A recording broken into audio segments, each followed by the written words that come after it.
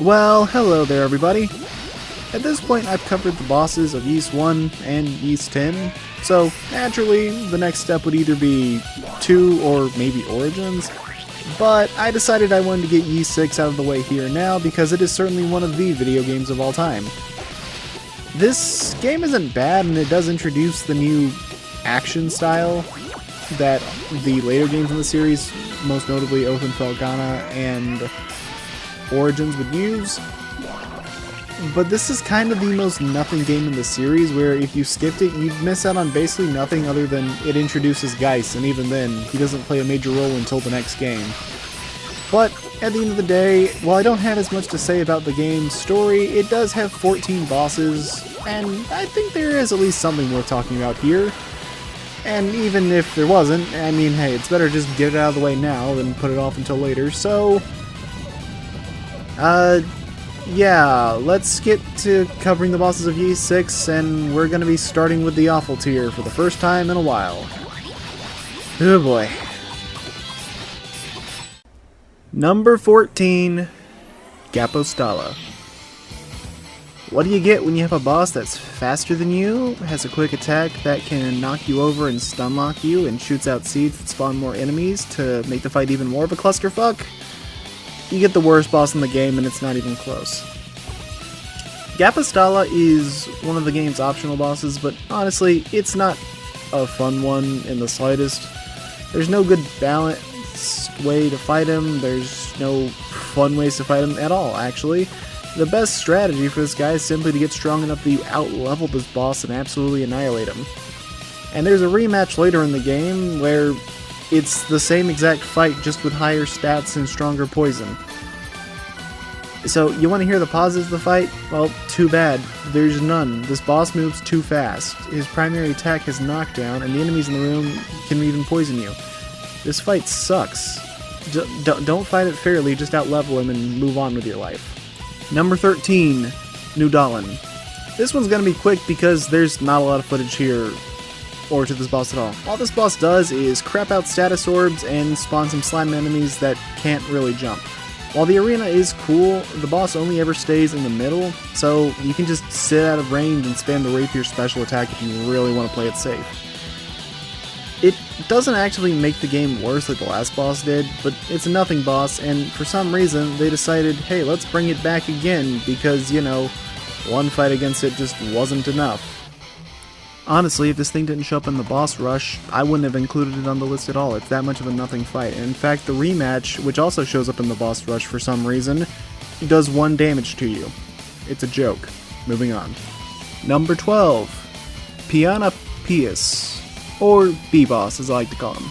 We're 3 for 4 on optional bosses making up the bottom of the list, but at least B-Boss is bordering on decency. It alternates between attacking directly and spawning some weak enemies while firing from above. I honestly don't hate this fight, because the design is perfectly fine, and it's overall pretty well balanced because even though it can fly in the air, it has very low HP. The issue and the big thing that holds it back is, well, whenever he's up in the air or whenever he even starts to fly, he becomes completely invincible, so you can only damage him when he lands back on the ground. It makes the fight more annoying than it otherwise would be. But hey, at the very least, the worst is behind us, and out of all the optional bosses, well, there's one I like more since we haven't covered it yet, but out of all the regular optional bosses, this one is the least dreadful. Number 11, Demi Galba. I hope you're ready for a ton of decent bosses, because that's what makes up a majority of this list. Just kind of decent, okay fights. Nothing amazing, nothing terrible. This boss is completely stationary and will not move whatsoever while firing off, well, it's fire breath or doing swipe attacks, so you have to decide when you want to go in and deal some damage while trying not to die to a boss that deals 1/3 of your health in a single hit. You're stuck with a basic iron sword and don't have any proper special attacks yet. It's not terrible, but, well, there are better introductory bosses even in this series itself, and the game is intentionally keeping this guy from being too complex since there's 2 much stronger versions of this boss later in the game that are also much better designed, in my opinion at least. Still, if you're gonna start the game off with a basic tutorial boss, hey, as long as it's decent, I really don't mind. Plus, I do have to admit, it does look pretty damn cool. Even if it falling on you deals damage. What the fuck, game? Number 10, Geis. You know, I kept thinking we were going to have a rematch with Geis near the end of the game, since he's currently the second boss in the entire game, only after the Demi-Galba, but we never actually do, and that's a shame because this fight is where the combat system finally does start to fit together against more aggressive opponents. But sadly, he has next to no health, and you also have next to no health. On top of that, all Geist can do is either swing his glaive at close range or leap and close a distance, then swing his glaive.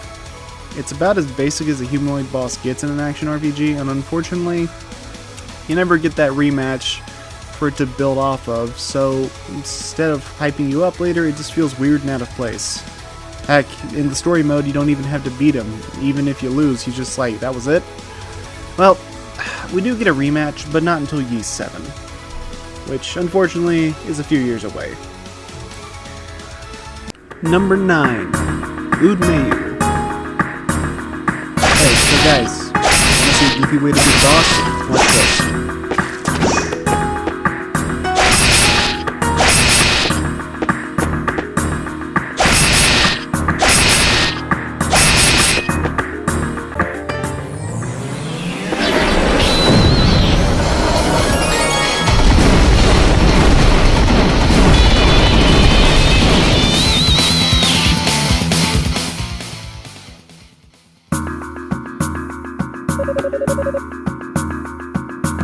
Okay, now for a bit more of a serious ranking.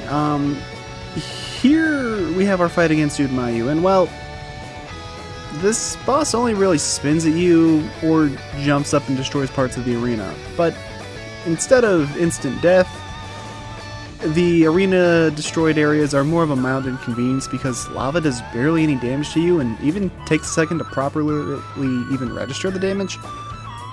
There's not too much to say about this guy. I mean, he's the last boss you fight to get an elemental sword, so once he's down, the world opens up a lot more, but you're kind of at that point where the game's still really restrictive and there's not a lot you can do. The most notable thing about this boss is, in fact, that glitch I showed at the start, which gives you a cheesy win against him and an easy way to get the no damaging a boss achievement.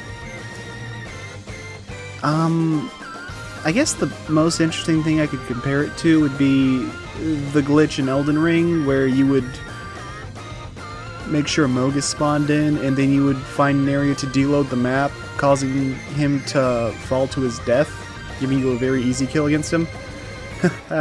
I may or may not have done that to access the DLC early at one point. But honestly, there's just nothing to say about this fight. It's not as interesting as the boss before it, and, well, the boss after it's Gapasdala. So, you know. Let's not talk about this guy anymore. Moving on. Number 8. Majunun. Whatever. As far as I know, this is the first super boss in the entire series. That being said, I don't have much love for this boss fight, as it just kinda shits projectiles during the whole fight, and he's too small and aggressive to realistically hit with your sword. So, you want to know what you do for this boss fight? You keep your ass away from him, and for the entire fight, you just kinda use your rapier skill and unleash it on him, because it's guaranteed damage. You just hang back and fire, hang back and fire. It's not that interesting or that fun, but it's not terrible, and out of the 4 optional bosses in this game, it sadly is the best of the bunch, for whatever that's worth. Number 7, Elizabeth. If there's ever a boss bordering on the edge of being good, it's Elizabeth. The cloaking is a solid mechanic. It's an important enough boss fight in the game's story, the rolling attack keeps you moving, and she has some temporary area denial moves to keep you mindful of your positioning. The real issue is that a lot of attacks either don't register on her or will barely register any damage on her unless you manage to hit her head, but her head only sometimes even takes that damage. It's very weird, and I can't say I'm the biggest fan when she has 2000 HP, which, for reference, the boss before this only had 1200, and every other fight before that struggles to break the 1000 barrier. Yeah, but the real reason I'm not sure I can call her good is this vomit attack she does. Yes, it's gross, and it does act as some area denial, but the real issue is that it lingers for entirely too long, and while the damage goes away, you're stuck with some super janky ice physics, is the best way I can describe it, that are absolutely broken in the worst ways. I wish there was more I could say about it, and I wish there was better things I could say about it. Like, on hard mode, whenever she does her vomit attack, she also spits up enemies, which, gross, but okay, I'll give points for creativity. But there's really just not a ton of stuff I can say to justify putting her in the good tier. But hey, at the very least, we're getting to bosses where I do have more to talk about. So, that's better than nothing. Number 6, Kishkarin. For being a boss that's just a door monster randomly thrown in the middle of the final dungeon, Kishkarin actually isn't bad. The fight is pretty simple, as you'll have 2 near invincible turrets floating around the arena firing off projectiles, while Kishkarin either punches or, well, punches the ground to bring rocks down. This fight had the potential to be a massive pain in the ass, but thankfully Kishkarin has some well-animated attacks, so you know when he's about to hit you, and he makes it clear when he's blocking, and maybe it's time to swap to the other side of the attack. There isn't much to this fight, as it's just a mini-boss attached to a door in the final dungeon, but honestly, for what it is, it's actually quite solid and pretty enjoyable. I think the most notable thing is the higher difficulties add these turrets here, so if you're playing on normal mode, you don't need to worry about them, but I think they actually spice the fight up a little bit. I'll take it over KH2's door monster any day of the week. Number 5, Zonplas. You know, considering how all the other early game bosses have already made it on this list, you might be a bit surprised to see this guy so high, but being the first proper dungeon boss in the game, Zonplas does a good job getting things started. Unlike the previous boss fights, you'll need to make good use of your aerial movement if you want to win here, and to be honest, I'm perfectly okay with that. While this fight is nothing too crazy, it's only the 3rd boss in the game, and when you consider that the previous fights were an unmoving monster with 2 attacks and a dude in a hallway with 2 attacks, the giant bug that has a wide array of moves while you're falling down an endlessly long pit is pretty cool.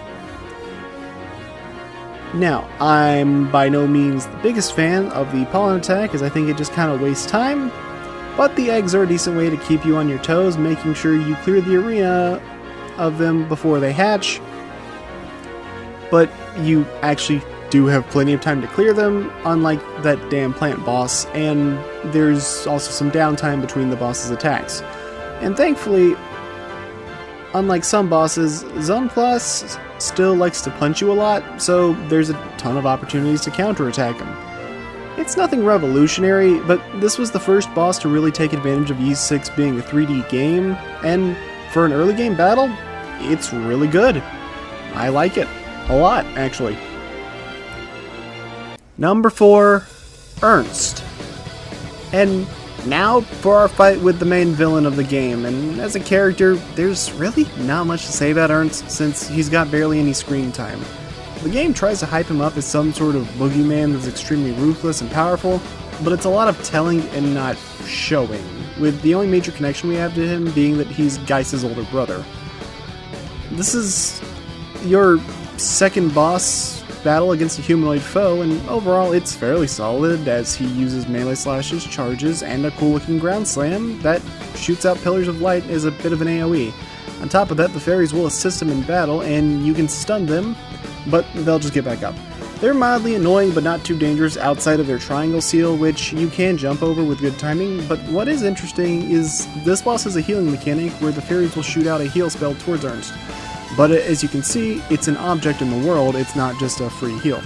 And if you get in the way, you can actually steal the healing from him, which is genuinely really cool. So what's the issue with this fight? Well, this is this boss is not designed for this game's combat system. He's really fast, and all you have for mobility is a run and a jump. His damage isn't unreasonable, but for this fight, you won't really engage with Ernst at all if you're doing it right.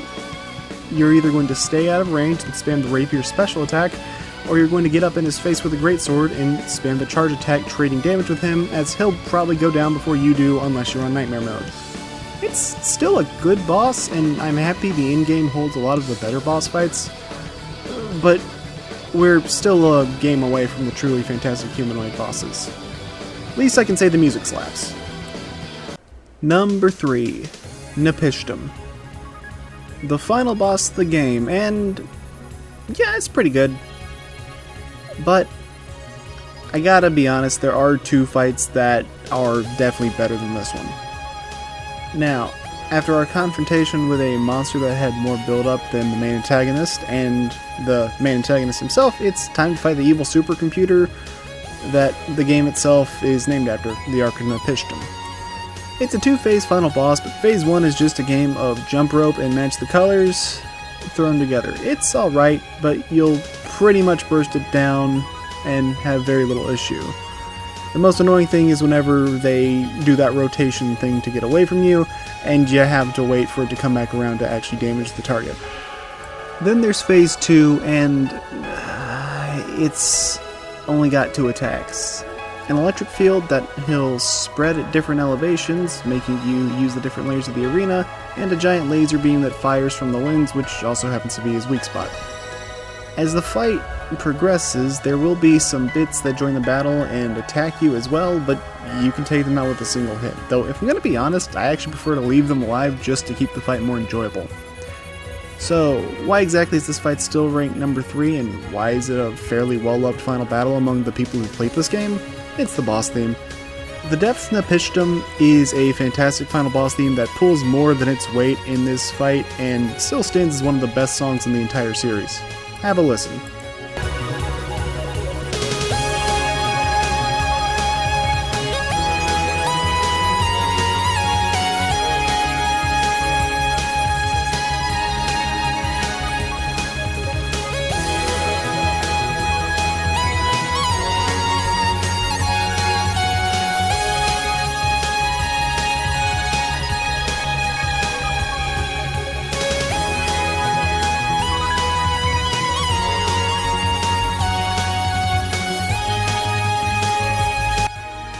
Overall, it's a fun enough final boss that's carried hard by its theme music. I just wish you didn't have to intentionally sandbag yourself to make the fight more enjoyable. Number 2, Orgegon.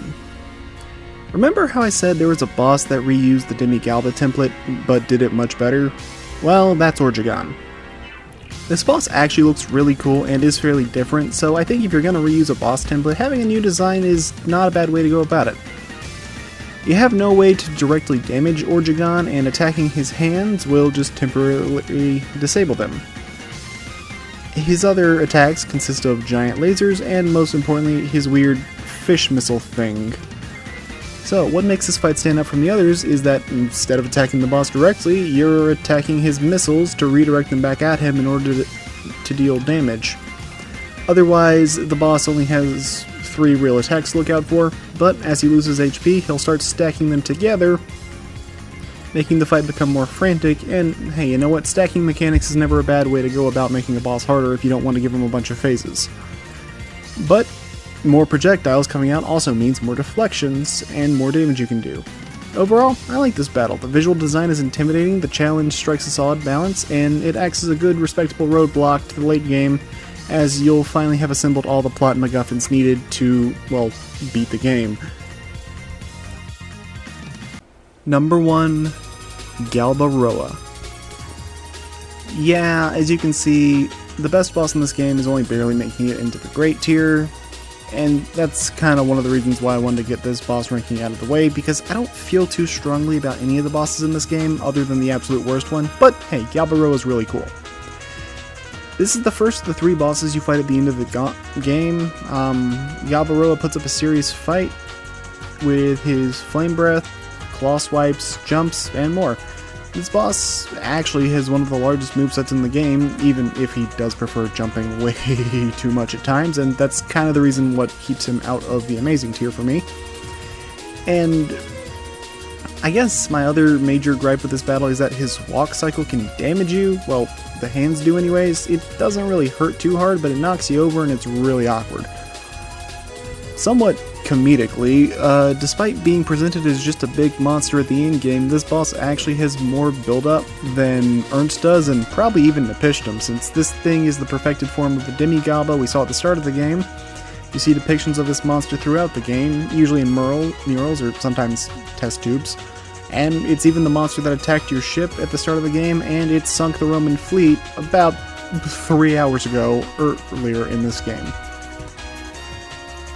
And, unlike some bosses, he actually has a second phase. And you know what? While it's not exactly hard, and while his claw swipes can get a bit repetitive, I still think phase 2 is pretty fun as well. It's a good little challenge. He can chase you down, and while it's mostly just a quick little pinch phase, and if you have the healing, it's a joke, it's still something. I don't know. I think overall, Galbaroa is a genuinely fun battle, and a good in-game boss.